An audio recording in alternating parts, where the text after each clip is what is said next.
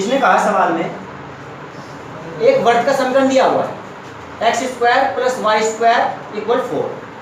देखो समझिए बात, जब x स्क्वायर वाई स्क्वायर है तो कोफिशिएंट क्या है, गुणांक क्या है इसका, गुणांक 1 1। जब भी कोफिशिएंट एक जैसे हो ना x स्क्वायर वाई स्क्वायर के, इसका मतलब वो वर्ग का समीकरण है। और होने भी कहीं चाहिए वैसे 1 यूनिट होने चाहिए वैसे। अगर 3 3 आ जाए तब भी वर्ग का समीकरण है, लेकिन 3 को कॉमन लेके 0 की तरफ लेके जाओ या 3 से डिवाइड करो, दोनों डिवाइड करने पर ऐसा कुछ करना पड़ेगा वैसे, ठीक है। ऐसे सवाल अगली क्लास में थे वैसे, ठीक। तो वर्ग का समीकरण है वो तो पहचानोगे। अब ये वर्ग का समीकरण किस टाइप का है वो सोचना है। तो इसमें x वाले पद और y वाले पद नहीं है। जैसे लिखते हैं ना कि x square plus Y square plus के 3x माइनस के 5y, ऐसे नहीं है कोई पद। तो इससे पता लग रहा है कि ये इसका केंद्र जो होगा ना, सेंटर कहाँ होगा, मूल बिंदु, ओरिजिन पर होगा, मूल बिंदु पर।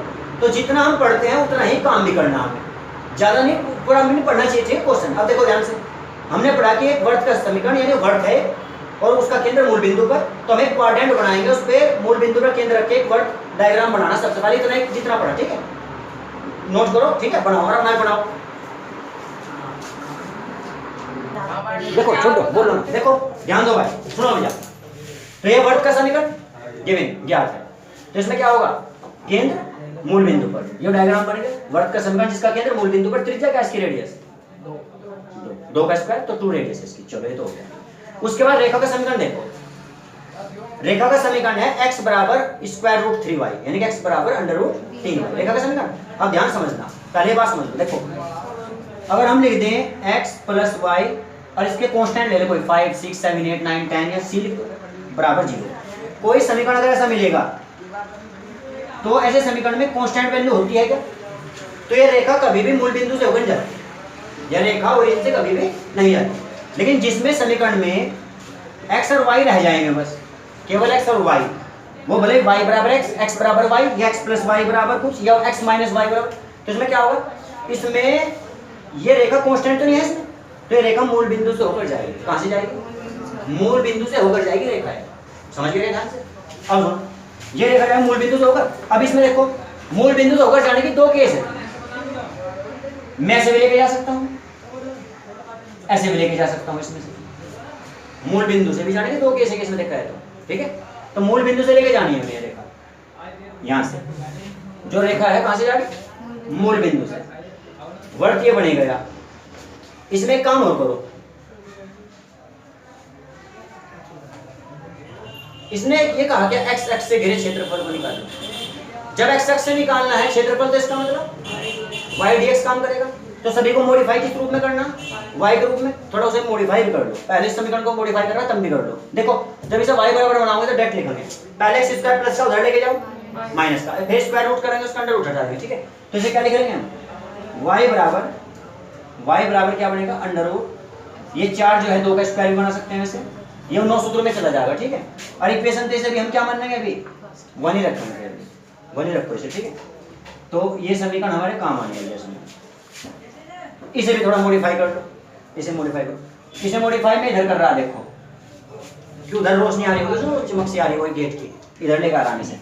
तो इसे क्या लिख सकते हैं हम, इसे लिख सकते हैं y बराबर, क्या लिख सकते हैं इसे, y बराबर, और अब में क्या आएगा,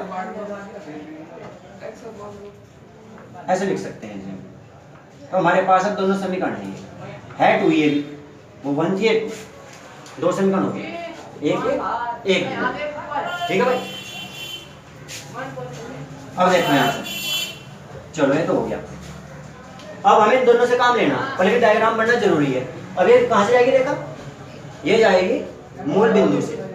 अब मूल बिंदु से जाने में देखो क्या करेंगे, अब इसे कहाँ से लेके जाने, ये रेखा जाएगी यहाँ से,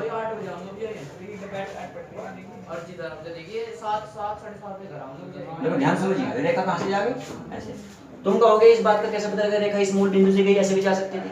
ध्यान से देखना इस बात को, देखो यहाँ पे अगर मैं थीटा बनाऊं, थीटा कोण, तो ये कोण हमने यहाँ से वैसे थोड़ा और डाउन जाती है, ये 45 पे चली गई, कहीं ना कहीं और डाउन जाती है थोड़ा सा नीचे की तरफ। यहाँ पे कोण हमें कितना लेना है, 30 डिग्री। अब ये 30 का पता कहाँ से लगा, हम छोटी क्लास में पढ़ते हैं, जैसे कि y बराबर mx, क्या पढ़ते हैं, y बराबर mx, ये पढ़ते हैं।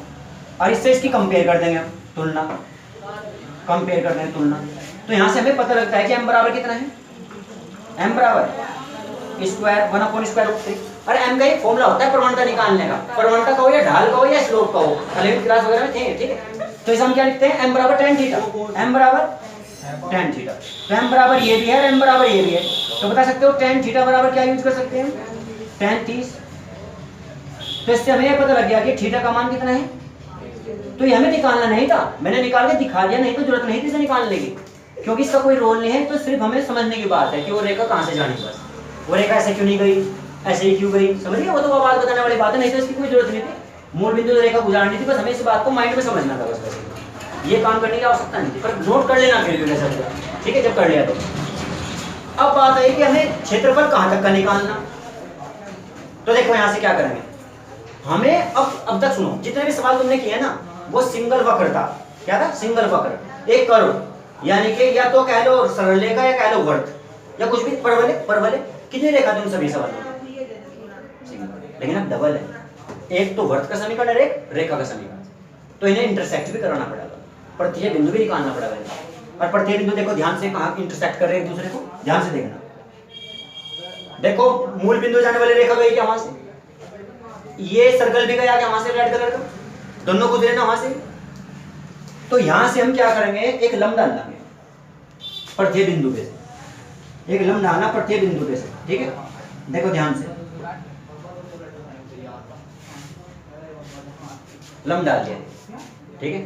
अब ये दो हिस्से में चला गया, कैसे, देखो ध्यान समझिए। एक क्षेत्रफल तो हमें ये निकालना, ये जो बीच का ट्रायंगल बन गया, ट्रायंगल का एरिया निकालना, और एक एरिया हमें निकालना है इसमें से ये बाहर वाला। मैं कहना चाहूंगा, अब ये देखो तुम इसमें दोनों ही जो क्षेत्रफल हैं, दोनों क्षेत्रफल एक्स एक्स को टच कर रहेगा, रेड हो या ब्लैक हो, रेड हो या ब्लैक हो, एक्स एक्स को टच कर रहे हैं नहीं कर रहे, बताओ सबसे पहले कर रहे टच। उसने यही कहा कि एक्स एक्स से घिरा क्षेत्रफल, नंबर 1। नंबर 2, ये बताओ फर्स्ट क्वाड्रेंट में है क्या, फर्स्ट क्वाड्रेंट में भी है। दूसरी बात, तीसरी बात सुनो, क्वाड्रेंट हो गया।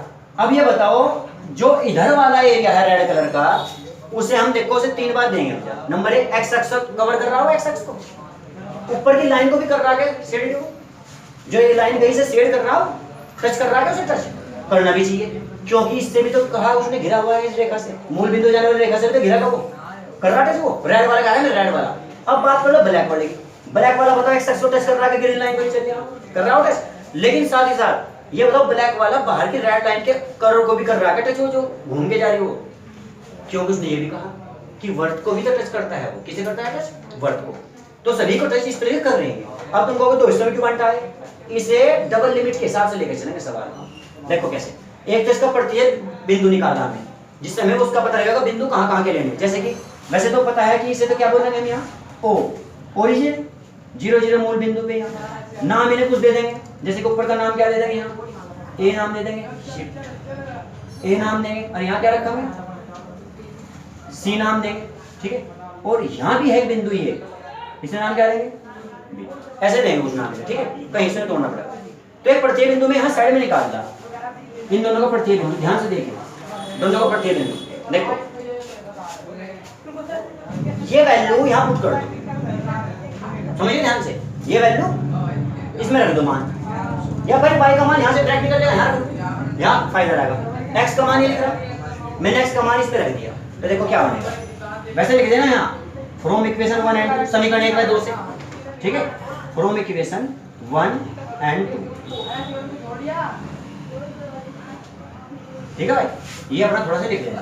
तो मैं इसे यूज कर रहा हूं डायरेक्ट, देखो ध्यान से, मैं ये मॉडिफाई मिल रही ना, तो y का डायरेक्ट मान मिल जाएगा हमें इसमें करने में फायदा। देखो ध्यान समझना, तो हमने लिखा y बराबर √4 लिखा, बीच में माइनस, x का मान में क्या रख दूं, √3y, लेकिन उसका क्या करना, स्क्वायर करना, तो हम यहाँ लिखेंगे √3y का स्क्वायर, डायरेक्ट नहीं करा, ठीक है, y बराबर, अब थोड़ा समझना 4 वर्ग से रूट कैंसिल कितना बनेगा, साथ में क्या रहेगा वाई स्क्वायर, वो तो वर्ग तो बनाना पड़ेगा फिर सोल्व करने के लिए। तो इधर का वर्ग करो वाई स्क्वायर, इधर से स्क्वायर रूट कैंसिल बनाना पड़ेगा, 3 वाई स्क्वायर को इस वाई स्क्वायर में जोड़ना है, बाकी कितना बनेगा 4 वाई स्क्वायर, यही सही है, और बराबर में कितना 4 से 4 गुणा में से बटे में जाता, तो वाई स्क्वायर बराबर कितना है 1, वन को क्या लिख सकते हैं, वाई का वन का स्क्वायर लिख सकते हैं, तो वाई बराबर क्या लिखेंगे, प्लस माइनस का, समझ गए।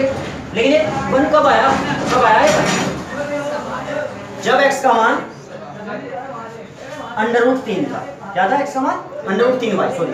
अब ये काम करो, ये मान ऊपर भी रख दो, ये मान इसमें रखो समीकरण 2 में भी, ये जो y का मान आया देखो, जैसे कि ध्यान से देखो,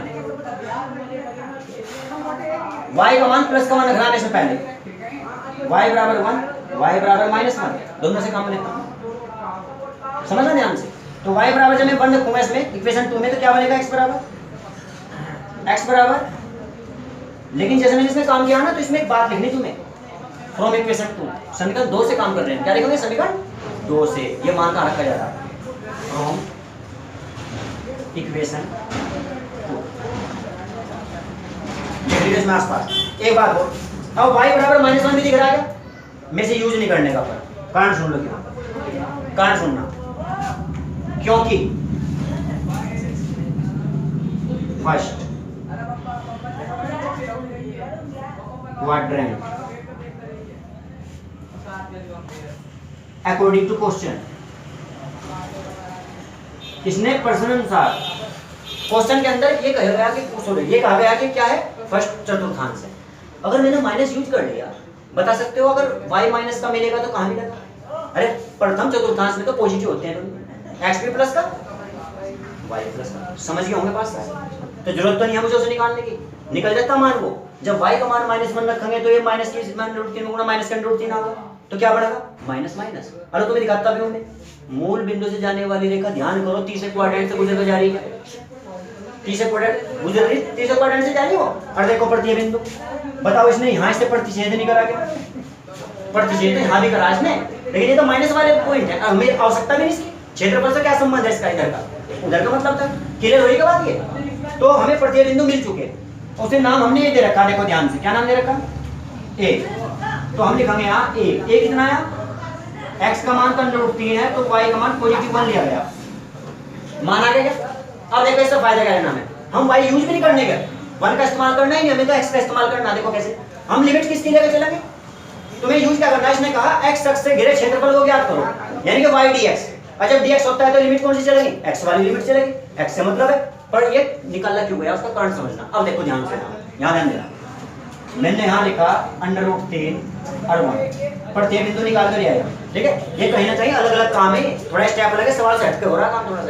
अब देखो यहाँ से ये बिंदु आ गए, अब यहाँ से हम ये बताओ, पहले हम यहाँ से यहाँ तक का सफर तय करेंगे, फ्रेंड एक मिनट, सरल रेखा के लिए तय कर रहे हैं रास्ता, पहले कौन सा कर रहे हैं, स्ट्रेट लाइन, सरल रेखा के लिए रास्ता तय कर रहे हैं पहले। तो देखो क्या लिखेंगे हम यहाँ हम सफर तय करेंगे मूल बिंदु 0 से लेकर √3 तक का सफर, जहाँ लंब लगाया था, क्योंकि देखो कहाँ से लगाया लंब वो, पर ये बिंदु इंटरसेक्टिंग पॉइंट, और वो उसके पैरेलल निकलता है, तो बताओ यहाँ तक की दूरी क्या होगी, b तक की, ये जो b लिखा क्या होगी, √3, b तक की दूरी कितनी होगी, √3। अब देखो ध्यान से, तो हमेशा से लिखेंगे क्षेत्रफल को, देखो a इक्वल इंटीग्रेशन 0 से चलेंगे मूल बिंदु से, और चलेंगे कहाँ तक, √3 तक। और बता सकते हो यहाँ यूज क्या करोगे, मैं इसके अंदर एक काम करता हूँ, एक मिनट, इसमें रेखा काम करेगी, क्या काम करेगी इसमें रेखा काम करेगी, बस क्या काम है, रेखा। अब मैं उसे नाम देखो क्या देता हूँ, y1 dx, समझ गए क्या बात। मैं y1 का जब मान रखना होगा ना, तो मैं रेखा का मान रखना होगा, रेखा मॉडिफाई बताओ कहाँ करी थी हमने, ये कर रखी ना रेखा मॉडिफाई, ये मेरा y1 रहेगा, तो पहले नंबर पर रेखा का यूज 0 से √3 तक मैं रेखा यूज कर रहा हूँ। अब समझना ध्यान से, उसके बाद मैं इसे क्या मानूंगा फिर y, और दोनों को क्या करूंगा आपस में प्लस। और देखो यहाँ का सफर कैसे तय करेंगे, फिर से ध्यान से देखना भाई, कहाँ तक जा चुके हम, 0 से √3 तक पहुंच गए, फिर आगे का सफर बताना कहाँ से स्टार्ट होगा, √3 से स्टार्ट होगा, वो √3 से स्टार्ट हुआ, कहाँ तक जाएंगे वो समझना ध्यान से। इस वर्ग के लिए बता सकते हो रेडियस क्या है, इसकी त्रिज्या 2 का स्क्वायर यानी 2 मानी जाएगी, तो यानी कि आखिरी में वो गोलाई किस क्या वो सर्कल से बनना है, सर्कल ये पड़ता है, तो हमें जाना है 2 तक, कहाँ तक जाना। अब देखो पूरा सफर क्या हो गया, 0 से 2 तक, वही कंप्लीट बन गया, यानी मूल बिंदु से चले और आखिरी तक पहुंचे त्रिज्या तक, हो गया पूरा सफर। लेकिन वो बन गया हिसाब ये A to B, B to C, लेकिन अलग करने का कारण था इसमें कुछ, यहाँ रेखा काम करेगी, यहाँ इंटीग्रेशन रेखा का करना, और यहाँ इंटीग्रेशन किसका करना, वर्ग के समीकरण का। तो मैं इसमें वर्ग का समीकरण लिख रहा है, बल्कि अभी तो मैं क्या लिखूंगा, पहले एक बार y2 dx दिखा रहा हूं यहाँ, y2 dx। ठीक है भाई, ये y2 dx।